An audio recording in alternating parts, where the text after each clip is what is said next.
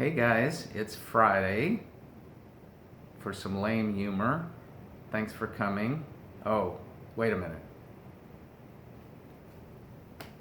Sorry about that, I forgot to take my mask off.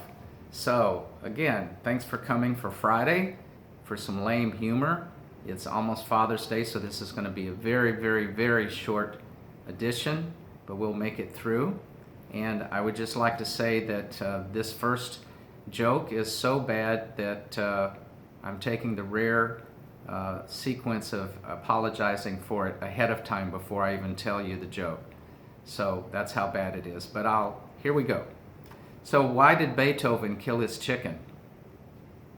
Beethoven, you remember Beethoven, so why would he kill his chicken? Because it kept going bok, bok, bok, bok. You know, Beethoven, Bach, Beethoven, Bach. Yeah, I told you. So what do you call a person that immigrates into Sweden?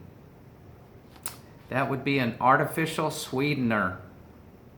Artificial immigration.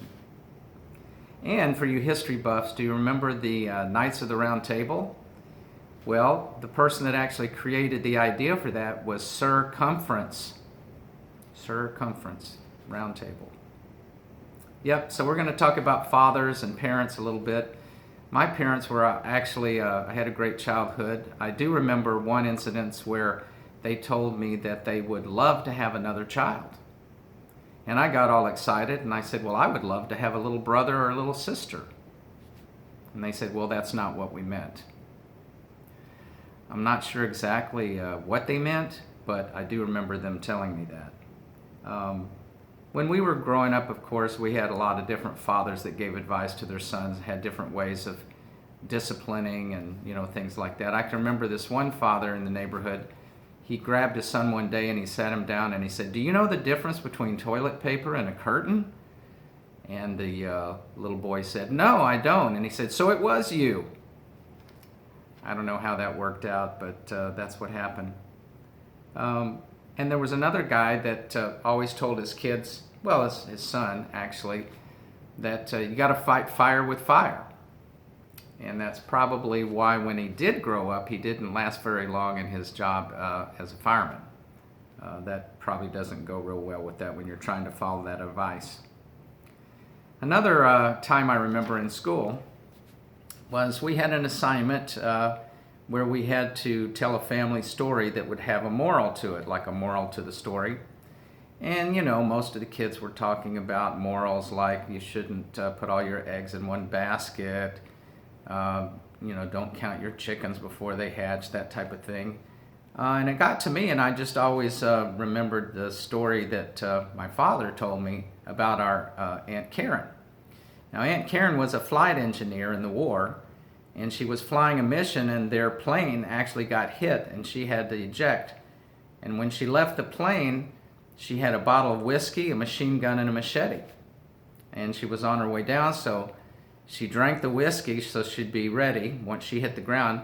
It just so happened she landed in an enemy camp with 100 enemy soldiers surrounding her.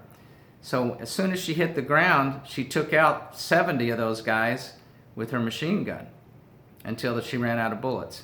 She still had her machete, so she took out another 20 of these enemy soldiers with her machete till her blade broke.